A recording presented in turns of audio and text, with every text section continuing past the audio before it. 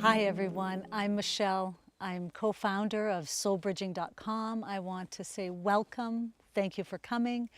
We are here to share with you this three-part video series on the esoteric path. I'm here with my friend and teacher, William Meader. He's the author of Shine Forth, The Soul's Magical Destiny. William, welcome. Thank you. It's good to be here. Tell us, William, how did you get onto the path?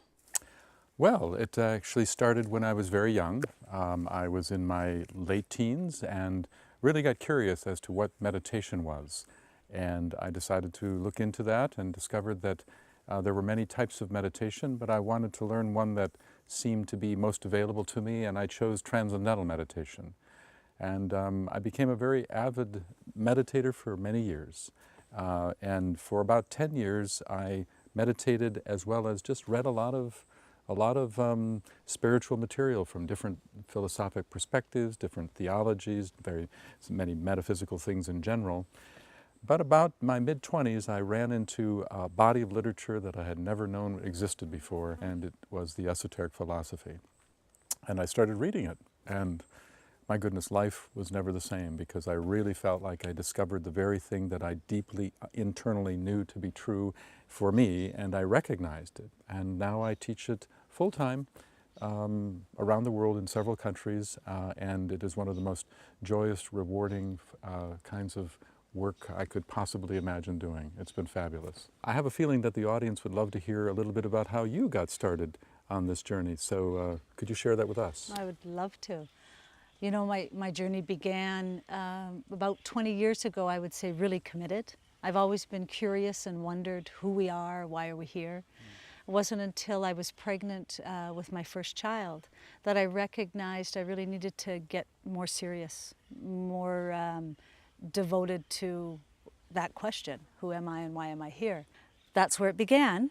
And now fast forward 20 years, I was having an astrology reading, you know, carrying this this vision of who am I, why am I here, built over 20 years. And I went down many different paths. This reading was this catalyst and this opening of discovery that at the same time was the introduction to the esoteric path. And like you had just said, there was this, wow, I remember something here.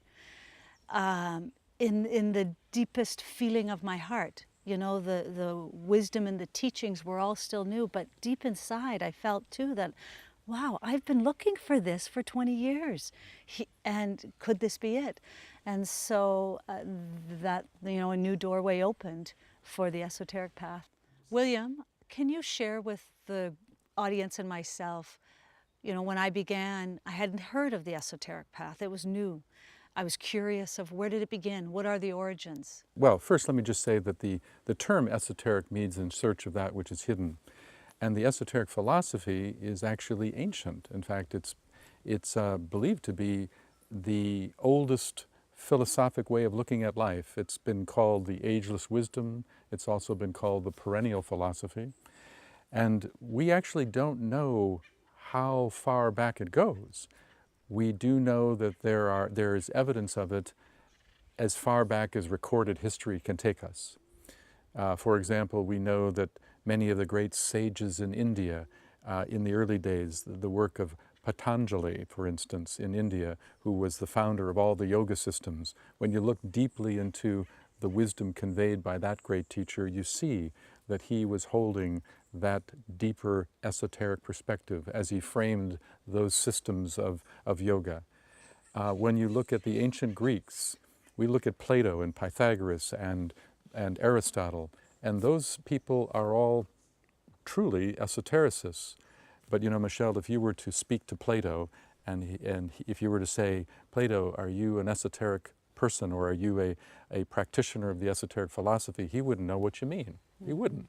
But the truth is that how do we know that he was somebody that thought or was a part of this philosophy? And the answer is in what he left us.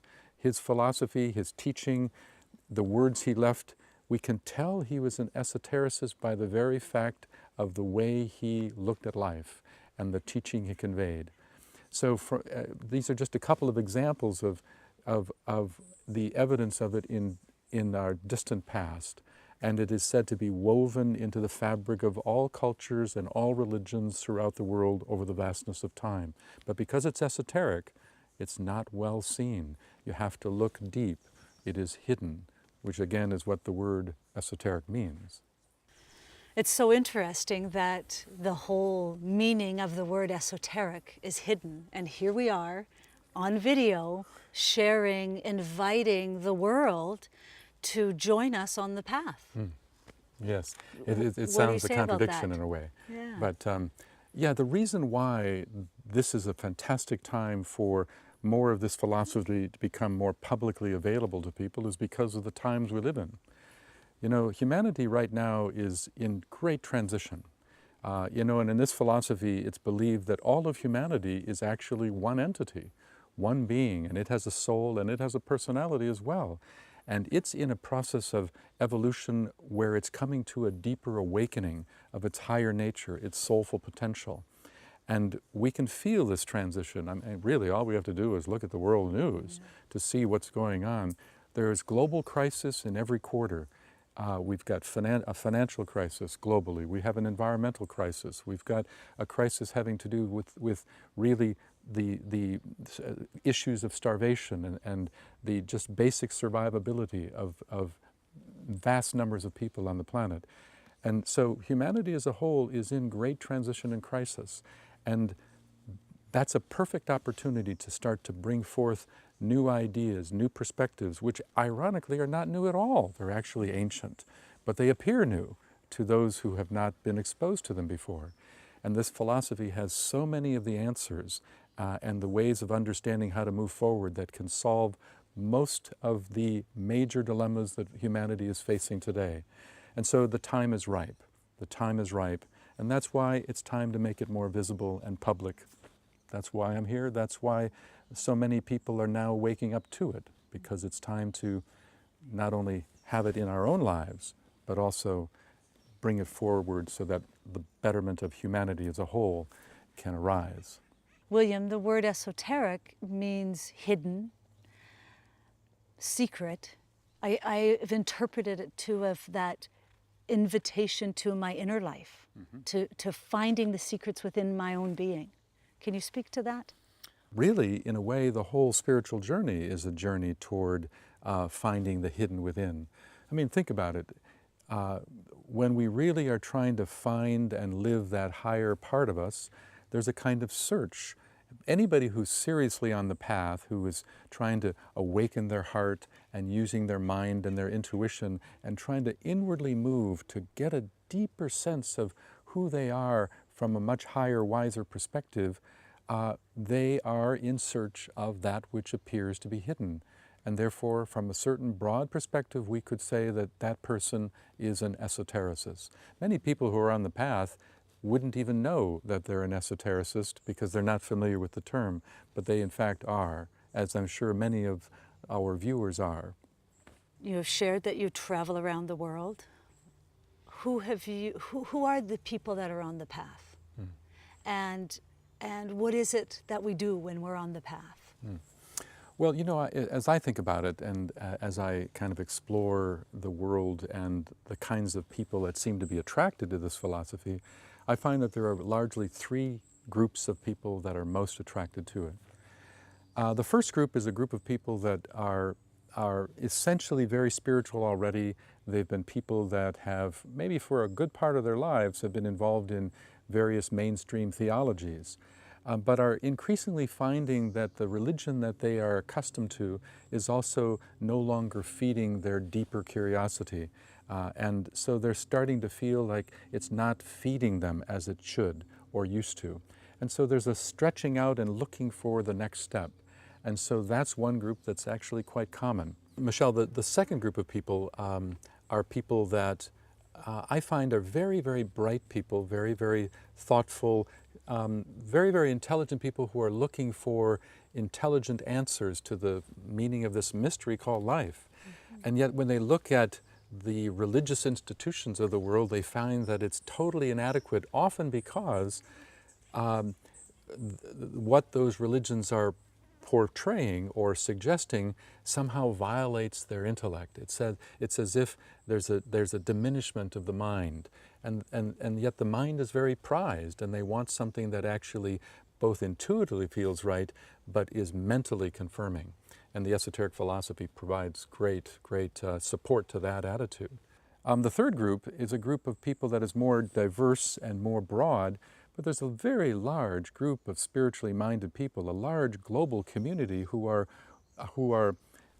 looking in every place they can for some spiritual insight that also provides some sort of methodology, some sort of system of bringing more of their spiritual life into manifestation, and also that supports a kind of deepened understanding of the soul's purpose in their lives. So those, I would say, are the three major areas of attraction. No matter what path you're on, it's about evolving, expanding our consciousness. Right. Can you share from the esoteric place, can you give us a little teaching? Well, the idea here is that we are all souls, and the soul itself is a very expansive part of consciousness. And the soul could be defined as the highest, wisest aspects of consciousness. And yet we get preoccupied with our lower consciousness. Our day-to-day life tends to capture us in our personality consciousness. But behind all of that is this higher, wiser, more loving aspect of our identity. And that's what the path is about. When we say we want to expand our consciousness, what we're really saying is we want to find ways to lift ourselves into a more expansive realization of who we are, and that's to lift ourselves into the consciousness of the soul itself, which is there already waiting. And it's about finding a way to get there. And that's what this philosophy emphasizes. William, the word consciousness is everywhere now. Can you help us, can you explain it and give us some more specifics on exactly what is consciousness? Well, yes, I can. And to understand that we're talking about this idea of moving from the lower levels of our awareness to this wider, soulful. And yet this is also a process of moving our awareness through layers, or what are called planes of consciousness. So much of the work has to do with understanding and developing a greater sensitivity to these planes of consciousness. And there are several, but the main planes that are representing our spiritual life are, we have, on the most fundamental level, we have the plane of consciousness called physical. This whole environment here is the physical plane. And so there's, in my body, for instance, there is physical consciousness. I mean, think about it. If I break my leg, it heals itself, and that's a type of consciousness, and that's a type of intelligence. So that's a field of consciousness. But also if I have an emotion, if I have a feeling, that's also a different layer of consciousness. And then there's the mental layer of consciousness. Each of these are qualitatively different, as we would know, but in this philosophy there's a deeper study of understanding those planes and how the soul is seeking to work itself through and express itself through those planes of consciousness. The soul itself is said to be a structure of consciousness that sometimes is called the causal body, and that holds the wisdom that you have earned over thousands of lives, and that's said to be found on the higher mental plane. And that the soul is very much related to both higher mind and pure, unfettered intuition. Each of those are considered planes of consciousness, and to study this philosophy is to become much more acquainted with those planes, how they function, how to more effectively work through them. So Michelle, think about this, how at night you fall asleep and you begin to dream. Well, where's that? Where's that all happening? And that's happening on a subtler plane of consciousness. And so that's a good example of what I mean by planes of consciousness. When people meditate, for instance, when you meditate, what are you doing? You're trying to learn how to draw yourself more deliberately from the outer world of focus and trying to move yourself into an awareness of subtler planes of consciousness. And the deeper you go, the subtler it gets. So both meditation and dreaming and sleep are just examples of the process of entering into the realms of subtle planes of consciousness.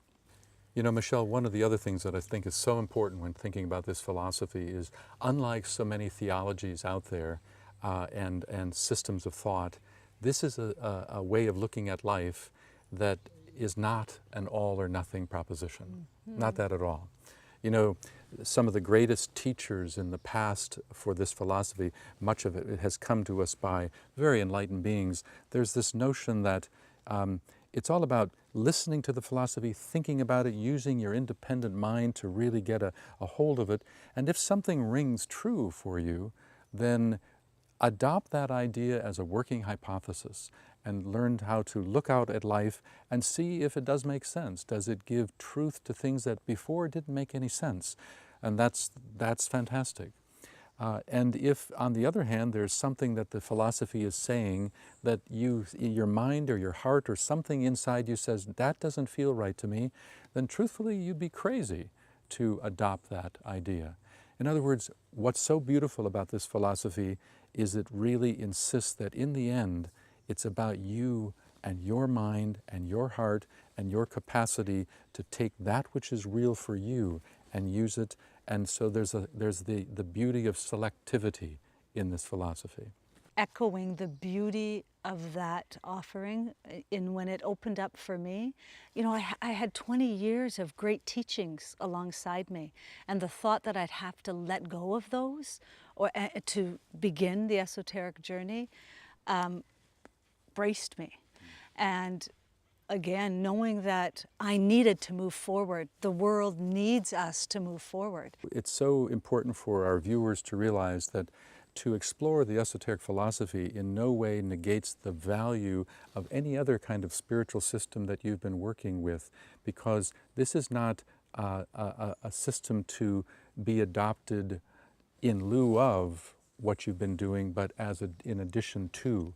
And indeed, if you look at all the world religions, there is a mystical, esoteric element to each of them when you look deep enough. So in a certain sense, the esoteric philosophy is already imbued itself in all world religions, particularly when we get away from the dogmatic aspects of those religions and get much more to the mystical root. Mm-hmm. And there are many lenses. Yeah. It's such a rich philosophy. And and you can choose which of the lenses you want to look through. Yeah. You don't have to look through all of them. What happens is when you start to use these lenses and start to adopt them as ways of looking at yourself, looking at the outer world, what starts to happen is that you start to awaken your heart more. You start to feel yourself as being much more connected to everything and not as disconnected as you used to feel.